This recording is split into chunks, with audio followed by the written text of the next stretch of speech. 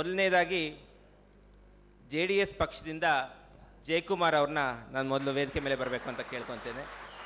ಭಾರತೀಯ ಜನತಾ ಪಕ್ಷದಿಂದ ಶೇಖರ್ ಅವ್ರನ್ನ ವೇದಿಕೆ ಮೇಲೆ ಬರಬೇಕು ಅಂತ ಕೇಳ್ಕೊತೇನೆ. ರಿಪಬ್ಲಿಕನ್ ಪಾರ್ಟಿ ಆಫ್ ಇಂಡಿಯಾ ಇಂದ ಇಮ್ರೋಸ್ ಬಾಷಾ ಅವ್ರನ್ನ ವೇದಿಕೆ ಮೇಲೆ ಬರಬೇಕು ಅಂತ ಕೇಳ್ಕೊತೇನೆ. ಕಾಂಗ್ರೆಸ್ ಪಕ್ಷದ GK ವೆಂಕಟೇಶ್ ಬರ್ತೀನಿ ಅಂತ ಕನ್ಫರ್ಮ್ ಮಾಡಿದ್ದಾರೆ. ಮಾಡಿಬಿಟ್ಟು ಕೊನೆಯ ಮೂಮೆಂಟಲ್ಲಿ ಎಲ್ಲೋ ಸಿಗಾಕೊಂಡಿದ್ದೀವಿ ಸರ್, ಬರ್ತೀನಿ ಅಂತ ಹೇಳ್ತಾ ಇದ್ದಾರೆ. ಬಹುಶಃ ಅವ್ರು ಬಂದಾಗ ಅವ್ರನ್ನ ಸೇರಿಸ್ಕೊಂಡು ನಾವು ನಮ್ಮ ಚರ್ಚೆನ ಮುಂದೆ ತಗೊಂಡೋಗೋಣ. ಈ ಒಂದು ಚರ್ಚೆಯನ್ನು ಕೇಳಿ ತಾವು ಯಾರು ವೋಟ್ ಮಾಡಬೇಕು ಅಂತ ಡಿಸೈಡ್ ಮಾಡಲಿಕ್ಕೆ ಬಂದಂಥ ತಮಗೂ ಎಲ್ಲ ಮತದಾರರಿಗೂ ನಾನು ಧನ್ಯವಾದಗಳು ತಿಳಿಸ್ತಾ ಪ್ರಕಾಶ್ ಬೆಳವಾಡಿ ಅವ್ರನ್ನ ವೇದಿಕೆ ಮೇಲೆ ಬರಲಿಕ್ಕೆ ರಿಕ್ವೆಸ್ಟ್ ಮಾಡ್ತೇನೆ. ಪ್ರಕಾಶ್. ಇಡೀ ಬೆಂಗಳೂರಿನ ಕಲ್ಪನೆಯಲ್ಲಿ ನೀವು ಮಾತಾಡಿದ್ರೆ ಒಳ್ಳೆಯದು. ಒಂದು 5-10-15 ವಾಕ್ಯಗಳಲ್ಲಿ ನೀವು ಹೇಳ್ಬೋದು. ನೀವೊಂದು ಮಾತು ಕೇಳಿದ್ರಿ ಸರ್, ನಮಗೆ ಬೆಂಗಳೂರು ಕೆಂಪೇಗೌಡರು ಕಟ್ಟಿದ್ದು ಅಂತ, ಅದನ್ನು ಒಡೆಯೋದಕ್ಕೆ ಮುಂದೆ ನಿಂತಿದ್ದಾರೆ ಸರ್ಕಾರದವರು. 5 ಭಾಗ 3 ಭಾಗ ಆಯ್ತಿದ್ದು 5 ಭಾಗ ಮಾಡ್ತಾರಂತೆ. ಬೇಡ ಬಿಡಿ, 10 ಭಾಗ ಮಾಡಲಿ ಬಿಡಿ. ಬಂದಿರೋರೆಲ್ಲ ಅಲ್ಲೊಂಚೂರು ಹಂಚ್ಕೊಳ್ರಿ, ನೀವು ಒಂಚೂರು ಹಂಚ್ಕೊಳ್ರಿ, ಈ ಕಡೆ ಒಂಚೂರು ಹಂಚ್ಕೊಳ್ರಿ, ಎಲ್ಲ ಹಂಚ್ಕೊಂಡ್ಬಿಡ್ತಾರೆ. ಕನ್ನಡದವ್ರು ಮಣ್ಣೊಳಗಡೆ ಹೊಟ್ಟೋತಾರೆ. ಈಗ ಇವಾಗ ನಾನು ಗೆದ್ದಿದ್ದೆ ಆದರೆ ಖಂಡಿತವಾಗೂ ನಾನು ಗುಣಮಟ್ಟದ ಕಾಮಗಾರಿಕೆ ಮಾಡೋದಕ್ಕೆ ನಾನು ಪ್ರತಿಯೊಂದು ಮೀಡಿಯಾ ಏನು ನಮ್ಮ ಮಾಧ್ಯಮದವ್ರು ಎಷ್ಟು ಮಾಧ್ಯಮ ಇದೆ ಅಷ್ಟು ಮಾಧ್ಯಮದವ್ರ ಮುಂದೆ ನಿಂತು ನಾನು ತೋರಿಸ್ತೀನಿ ನನ್ನ ಕೆಲಸನ. ನಾನು ಭಾಷಾ ಅವ್ರಿಗೆ ಕೇಳ್ತೀನಿ, ನೀವಂತೂ ಅಧಿಕಾರವನ್ನು ಹಿಡಿದಿಲ್ಲ ಇಲ್ಲಿವರೆಗೂ. ನಾ ಹೇಳೋದು, ನೀವು ಮುಕ್ತವಾಗಿ ಎಂಥ ಬದಲಾವಣೆ ಬೆಂಗಳೂರಿಗೆ ತರ್ಬೋದು ಅಂತ ನೀವು ಕಲ್ಪಿಸ್ಕೊಂಡು ಹೇಳ್ಬೋದು. ಏನಂತೀರ ನೀವು? ನಾನು ಹಿಂದೆ ಯಾವುದೋ ಒಂದು ಪಕ್ಷದಲ್ಲಿ ಕಾರ್ಯಕರ್ತನಾಗಿ ಕೆಲಸ ಮಾಡ್ತಾ ಇದ್ದೆ. ಅವರು ಮಾಡ್ತಿರುವಂತಹ ಅನ್ಯಾಯ ನೋಡಿ ನಾನು ಯಾವುದಾದ್ರೂ ಒಂದು ಪಕ್ಷದಿಂದ ಅಭ್ಯರ್ಥಿಯಾಗಿ ಇಳಿಬೇಕು ಅಂತ ಪ್ರಯತ್ನ ಪಟ್ಟೆ. ಸುಮಾರು ವರ್ಷಗಳಿಂದ BK ನಗರದ ಗುಡಿಸಲುಗಳ ಅಭಿವೃದ್ಧಿ ಆಗಿಲ್ಲ. 450 ಮನೆಗಳಿವೆ. ಬಂದವರೆಲ್ಲ ಒಂದೇ ಮಾತು ಹೇಳ್ತವ್ರೆ, ನಾನು ನಿಮ್ಗೆ ಹಕ್ಕುಪತ್ರ ಮಾಡಿಸ್ಕೊಡ್ತೀವಿ, ನಾವು ನಿಮಗೆ ಮನೆ ಕಟ್ಟಿಸ್ಕೊಡ್ತೀವಿ ಅಂತ. ಆದರೆ ಸುಮಾರು ವರ್ಷಗಳೇ ಕಳೆದೋಯ್ತು, ಇವತ್ತವರೆಗೂ ಯಾರು ಮಾಡಿಕೊಟ್ಟಿಲ್ಲ. ನಾನು ಇವತ್ತು ಹೇಳಿಬಿಟ್ಟು ಬಂದಿದ್ದೀನಿ ಅಲ್ಲಿ, ನಾನು ಬರೀ 100 ದಿನದಲ್ಲಿ ಇಲ್ಲಿನ ಕೆಲಸ ಸ್ಟಾರ್ಟ್ ಮಾಡಿಸ್ತೀನಿ ಅಂತ. ಅದು ನಾನು ಗೆದ್ದರೂ ಮಾಡ್ತೀನಿ, ಸೋತರೂ ಮಾಡ್ತೀನಿ. ನಿಮಗೆ ಇವಾಗ ಅನುಭವ ಇದೆ ಸ್ವಲ್ಪ, ಅಂದರೆ ನಿಮಗೆ ವೈಯಕ್ತಿಕವಾಗಿಲ್ಲ, ನಿಮ್ಮ ಪಕ್ಷಕ್ಕಿದೆ. ಏನು ಮಾಡ್ಬೇಕು ಹೇಳಿ ನಾವು ಬೆಂಗಳೂರಿಗೆ? ಇದೇ ಜನತೆನ ಫಸ್ಟು ಜನತೆಯಲ್ಲಿ ಜಾಗೃತಿ ಮೂಡಿಸ್ಬೇಕು. ಯಾರೇ ನಮ್ಮ ನರೇಂದ್ರ ಮೋದಿಯವರು ಹೇಳಿದ್ದಾರೆ ಸ್ವಚ್ಛ ಭಾರತ ಅಂತ ಹೇಳಿದ್ದಾರೆ. ಸ್ವಚ್ಛತೆ ಎಲ್ಲೂ ಕಾಣ್ತಾನೆ ಇಲ್ಲ. ಯಾವುದೇ ಸರ್ಕಾರ ಇರ್ಬೋದು, ಸ್ವಚ್ಛತೆ ಕಾಣ್ತಾಯಿಲ್ಲ. ಅಷ್ಟು ನೀಟ್ ಸ್ವಚ್ಛತೆ ಬೆಂಗಳೂರಲ್ಲಿ ಇದ್ದಿದ್ರೆ ನಮ್ಮದು ನಂಬರ್ 1 ಬರ್ತಾಯಿತ್ತು. ಈಗ 4ನೇ ಸ್ಥಾನ ಪಡೆದಿದೆ. 7ನೇ ಸ್ಥಾನ ಬಂದಿದೆ. 4. ಹೌದಾ? 4ನೇ ಸ್ಥಾನ ಪಡೆದಿದೆ. ಇದಕ್ಕೆ ನೋಡಿ, ಸರ್ಕಾರದ ಮೇಲೆ ನಾವು ತಪ್ಪಾಗುತ್ತೆ. ಆ BBMPಯಲ್ಲಿ ನಮ್ಮ BJP ಸರ್ಕಾರ ಇದೆ. ಅವ್ರು ಏನೇನು ಜನಗಳಿಗೆ ಜಾಗೃತಿ ಮೂಡಿಸ್ಬೇಕೆಲ್ಲ ಮೂಡಿಸಿದ್ದಾರೆ, ಎಲ್ಲ ಮಾಡಿದ್ದಾರೆ. ಆದರೆ ಜನಗಳು ಅದನ್ನು ಕರೆಕ್ಟಾಗಿ ಇದು ಮಾಡ್ತಿಲ್ಲ. ನೀವು ರಸ್ತೆ ನೋಡ್ಬೋದು, ಈ ಕಾರಲ್ಲಿ ಹೋಗ್ತಾ ಇರ್ತಾರೆ, ನೀರು ಕುಡಿತಾರೆ, ಬಾಟ್ಲಲ್ಲಿ ಬಿಸಾಕ್ತಾರೆ, ಏನೇ ಪಾಪ್ಕಾರ್ನ್ ಬಿಸ್ಕೆಟ್ ಬಿಸಾಕ್ತಾರೆ. ಆ ಕಸದ ಒಂದು ತೊಟ್ಟಿಯಲ್ಲಿ ಬಿಸಾಕಲ್ಲ. ಅದಕ್ಕೆ ಒಂದು ಜಾಗ ಇಲ್ಲ, ಬಿಸಾಕಲ್ಲ ಅಲ್ಲಿ. ಅದನ್ನು ಕರೆಕ್ಟಾಗಿ ಮಾಡ್ಕೊಂಬರ್ಬೇಕು ಜನಗಳು. ಆ ಜನ ಮಾಡ್ತಾಯಿಲ್ಲ. ಕೊಳಾಯಿ ಅಂತೂ ಇದೆ, ಪ್ರತಿಯೊಂದು ಮನೆಯಲ್ಲಿ ನಲ್ಲಿ ಇದೆ, ಓಪನ್ ಮಾಡ್ರೆ ನೀರಂತೂ ಬರಲ್ಲ, ಗಾಳಿ ಬರಕ್ಕೆ ಕೊಳಾಯಲ್ಲಂತೂ ಒಂದು ತೊಟ್ಟು ನೀರು ಸಹ ಬರಲ್ಲ. ಕೆಲವು ಭಾಗದಲ್ಲಿ ಬರ್ತಾ ಇದೆ ಸರ್ ನೀರು, ಆಯ್ತಾ. ಕೆಲವು ಭಾಗದಲ್ಲಿ ನೀರಿಲ್ಲ. ನಮ್ಮ ಗೆಳೆಯ ಹೇಳ್ದಂಗೆ ಗುಂಡಿ ಬಿದ್ದಿದೆ ಅಂತ. ಈಗ ಒಂದು ಕೇಬಲ್ ಹಾಕ್ಬೇಕು ಅಂದ್ರೆ ಏನ್ ಮಾಡ್ತಾರೆ, ರಸ್ತೆಯಲ್ಲಿ ಸೆಂಟ್ರಲ್ ಅಗಿತಾರೆ, ಅದನ್ನ ತ್ಯಾಪೆ ಕೆಲಸ ಮಾಡ್ತಾರೆ. ಯಾಕೆ ಪೂರ್ಣ ಕೆಲಸ ಮಾಡ್ಬೋದಲ್ಲ? ಬಿಲ್ ಪೂರ್ಣ ಕೆಲಸಕ್ಕೆ ತಾನೇ ಆಗಿರುತ್ತೆ, ತ್ಯಾಪೆ ಕೆಲಸ ಯಾಕೆ ಮಾಡ್ತೀರಾ? ಅಲ್ಲ, ನಿಜ ತಡೀತಾ ಇದ್ದೀನಿ ಅಂದ್ರೆ ಅವ್ರು ಬಂದು ಮತ್ತೆ ಈ ಪ್ರಶ್ನೆ ಕೇಳ್ತಾರೆ, ನೀವು ಮತ್ತೆ ಹೇಳ್ಬೇಕಾಗ್ತಿದೆ. ಇಲ್ಲ, ಬಂದಿಲ್ವಲ್ಲ ಬಿಡಿ ಸರ್, ಅವ್ರು ಕೇಳಕ್ಕಾಗಲ್ಲ. ಇನ್ನೊಂದು ಅದೇ ಕಾರಣಕ್ಕೆ ಬಂದಿಲ್ಲ ಅವರು. ಇಲ್ಲಿ ಜನಗಳಿಗೆಲ್ಲ ಗೊತ್ತವ್ರು ಏನು ಅಂತ, ಅವ್ರು ಬರ್ದಾರ ಕಾರಣ ಅದು. ಅಲ್ಲ ಏನ್ ಹೇಳಿದ್ರೆ ಗೊತ್ತಾಗಿ ಏನಂದ್ರಿ ನೀವು? ಏನ್ ಜಾತಿಗೆ ಚಪ್ಪಳಿತೀರಿ? ಏನು ಬರೋಂಗಿಲ್ಲ, ಬಂದು ನೋಡಿ ಸರ್ ಎಷ್ಟು ಜನ ಇದಾರಂತ. ಅವ್ರ ಕುಂದುಕೊರತೆಗಳು ಎಲ್ಲರಿಗೂ ಗೊತ್ತಾಗಿದೆ. ಇಲ್ಲ, ನಾ ಹೇಳ್ತಾ ಇದ್ದು ನಮ್ಮ ಶ್ರೀಧರ್ ಪಬ್ಲಿಸಿಟಿ ಅವ್ರು ಬಂದು ಈ ವಿಚಾರದ ಪ್ರಶ್ನೆಗಳ ನಮಗಂತೂ ಬಹಳ ಸಂತೋಷ ಇದೆ. ನಾವು ಮಾಡ್ತಾ ಇರೋದು ಏನಾಗ್ತಾ ಇದೆ ಅಂದ್ರೆ, ನಮ್ಮ ವೈಯಕ್ತಿಕ ತಿಳುವಳಿಕೆನೂ ಹೆಚ್ಚಾಗ್ತಾ ಇದೆ ಜನ ಕೇಳೋ ಪ್ರಶ್ನೆಗಳಿಂದ. ಪಕ್ಷವನ್ನು ಮರೆತು ಕೆಲಸ ಮಾಡೋ ಕಾಲ ನಮ್ಮೆಲ್ಲರಿಗೂ ಬಂದಿದೆ ಅಂತ ಅನಿಸ್ತಾ ಇದೆ. ನಮಸ್ಕಾರ. ಧನ್ಯವಾದ ಪ್ರಕಾಶ್ ಬೆಳವಾಡಿಯವರೇ. ಈ ಒಂದು ಸುತ್ತಿನಿಂದ ನಮಗೆ ಬೆಂಗಳೂರಿನ ಪರಿಕಲ್ಪನೆ ಏನು ಅನ್ನೋದ್ರ ಬಗ್ಗೆ ಒಂದು ಹೆಚ್ಚಿನ ಅಂಡರ್ಸ್ಟ್ಯಾಂಡಿಂಗ್ ಬಂದಿದೆ. ಎಲ್ಲ 3 ಜನ ಅಭ್ಯರ್ಥಿಗಳು ಹೇಳಿದ್ರು. ತಾವು 5 ವರ್ಷ ತಾವು ಕಾರ್ಪೊರೇಟರ್ ಆಗಿ ಚುನಾಯಿತರಾಗಿ ಬಂದರೆ 5 ವರ್ಷಗಳ ಕಾಲದಲ್ಲಿ ಯಾವ 5 ವಿಷಯಗಳ ಬಗ್ಗೆ ತಾವು ಬಹಳಷ್ಟು ಆದ್ಯತೆ ಕೊಟ್ಟು ತಮ್ಮ ವಾರ್ಡಿನಲ್ಲಿ ಒಂದು ಸುಧಾರಣೆ ತೋರಿಸ್ತೀರಾ? ಆ ಒಂದು ಆಶ್ವಾಸನೆ ಇವತ್ತು ನಮ್ಮ ಮತದಾರರಿಗೆ ಕೊಡ್ತೀರಾ? ಅಂದರೆ ನೀವು 5 ಕಡಿಮೆನೆ, ಇನ್ನು ಬಹು ಮುಖ್ಯವಾದದ್ದು 5 ಶುರು ಮಾಡೋಣ, ಮಿಕ್ಕಿದ್ದು ಮುಂದಕ್ಕೆ ಹೋಗ್ತಾ ನೋಡೋಣ. ಬಹು ಮುಖ್ಯವಾದದ್ದು ಒಂದು ಫಸ್ಟು ನನ್ನ ಟಾರ್ಗೆಟ್ ಇರೋದು ಎಜುಕೇಷನ್. ಈ ಎಜುಕೇಷನ್ ಏನು ಕೇಳ್ತೀನಿ ಅಂದರೆ, ಪ್ರತಿಯೊಬ್ಬರು ದೊಡ್ಡವರು ನಮಗಿಂತ ನಮ್ಗೆ ಅದ್ರ ಬಗ್ಗೆ ಅನುಭವ ಕಮ್ಮಿನೇ.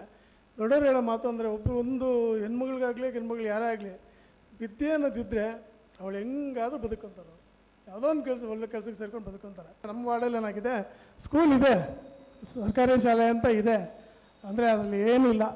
ಆ ಸ್ಕೂಲ್ ಇರೋ ಸ್ಕೂಲ್ನ ಫಸ್ಟ್ ಏನು ಮಾಡ್ತೀನಿ, ಅಲ್ಲಿ ಇರೋ ಮಕ್ಕಳಿಗೆ ವಿದ್ಯೆ ಮೊದಲು ಅವರಿಗೆ ಆದ್ಯತೆ ಕೊಡ್ತೀನಿ. ಮತ್ತು ನಮ್ಮ ಏರಿಯಾದಲ್ಲಿ ಮೈನ್ ಸಮಸ್ಯೆ ಇರೋದು ಏನು ಕೊನೆಯದಾಗಿ ಆ ದೊಡ್ಡ ಮೋರಿ ಒಂದಿದೆ. ಅದು ಮೋರಿ ಆ್ಯಕ್ಚುಲಿ ಎಷ್ಟು ಟೋಟಲ್ ಎಷ್ಟಿದೆ ಗೊತ್ತಿಲ್ಲ. ಈಗ ಸದ್ಯಕ್ಕೆ ರೋಡ್ ಮೋರಿ ಇದೆ ಒಂದು. ಆ ಮೋರಿಯಲ್ಲಿ ಇರೋ ಹೂಳು ಅದೇನಿದೆ ಒಂದು 4 ಅದಿರೋದು ಮೋರಿ 7 ಅಡಿ ಹೈಟ್ ಉದ್ದ ಇದು ಆಳ ಇರೋದು. ಅದ್ರಲ್ಲಿ ಆಲ್ರೆಡಿ 4 ಅಡಿ ಮಣ್ಣು ತುಂಬಿಕೊಂಡಿದೆ. ಮೇಲೆ ನೀರು ಹೋಗ್ತಾ ಇರುತ್ತೆ.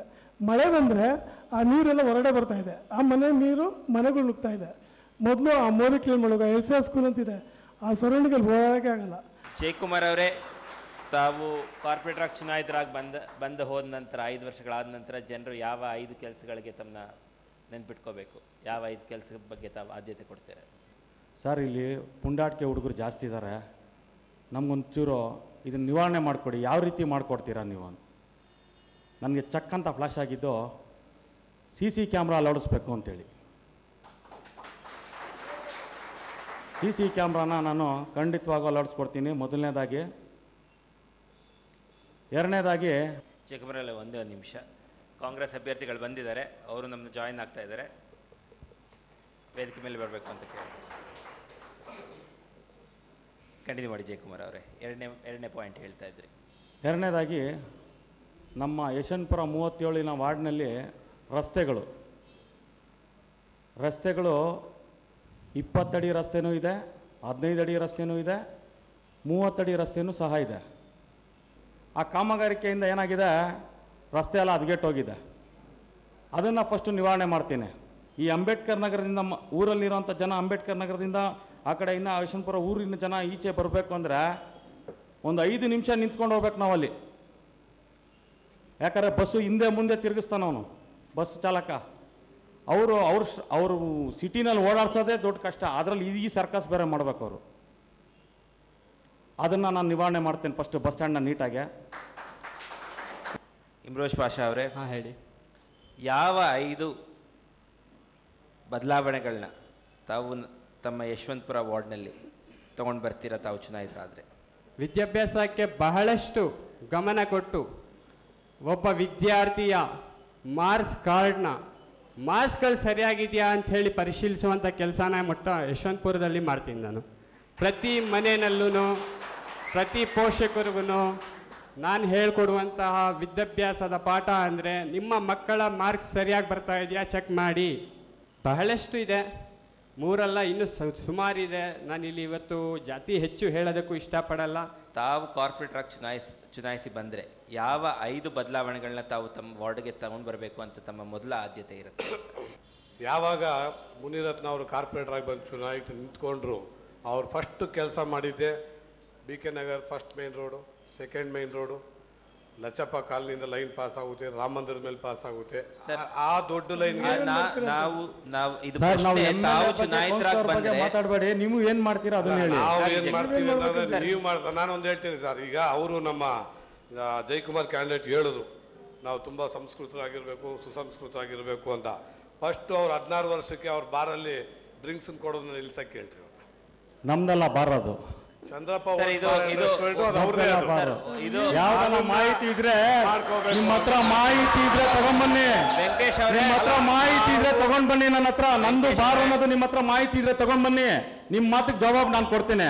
ಇಲ್ಲ ಅಂದ್ರೆ ನಿಮ್ಮ ಮಾತು ಎಲ್ಲ ಹಗರಣಗಳು ನಾನು ಈಚೆ ಇಡ್ಬೇಕಾಗತ್ತೆ. ಇಟ್ರೆ ಇಲ್ಲಿರೋರೆಲ್ಲ ಆಚೆ ಹೋಗ್ತಾರೆ, ಎಲ್ಲ ನಿನ್ನ ಹತ್ರ ಎದುರಿಗೆ ಬೀಳ್ತಾರೆ. ಇಲ್ಲಿರೋ ಜನ ಅಂತಲ್ಲ, ಇಲ್ಲಿರೋ ಜನ ಅಂತಲ್ಲ, ಇಡೀ ಯಶವಂತಪುರ 37 ಏನ್ ಜನ ಇದ್ದಾರೆ, ನಿಮ್ ಹಿಂದೆ ಬೀಳ್ಬೇಕಾಗತ್ತೆ ಎಲ್ಲಾರು. ನೀವು ಮಾತಾಡ್ಬೇಕಾದ್ರೆ ಒಂದು ತಾಳ್ಮೆ ಮಿತಿ ಇರಲಿಲ್ಲ.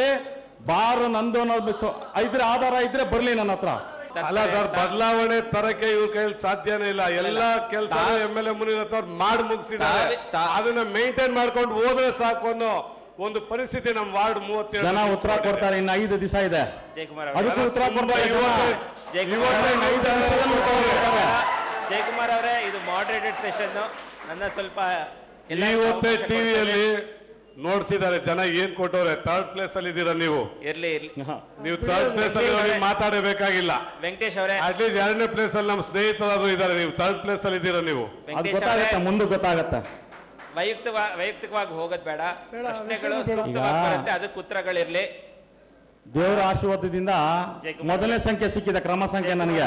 ಜಯಕುಮಾರ್ ಅವರೇ, ಕ್ರಮ ಸಂಖ್ಯೆ 2 ವಿ ಫಾರ್ ವಿಕ್ಟ್ರಿ. ಅದು ಮೊದಲನೇ ಸಂಖ್ಯೆ ಸಿಕ್ಕಿದೆ, ವಿಕ್ಟ್ರಿ ಆಗೋದಕ್ಕಾಗಲ್ಲ. For victory 2. ಗೊತ್ತಾಯ್ತಾ?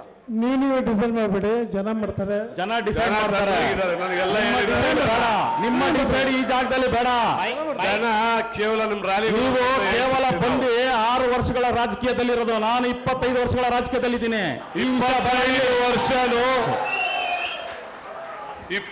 ವರ್ಷನೂ ನೀವು ನಮ್ಮ ವಾರ್ಡ್ 37ರಲ್ಲಿ ನೀವು ಅಲ್ವೇ ಅಲ್ಲ, ನೀವು ಸ್ಥಳೀಯರಲ್ವೇ ಅಲ್ಲ. ರಾಘವೇಂದ್ರ ಎಲ್ಲ ಕೇಳಿ ಜನರನ್ನ ಕೇಳಿ ಗೊತ್ತಾಗತ್ತೆ. ಒಂದು ನಿಮಿಷ ದಯವಿಟ್ಟು.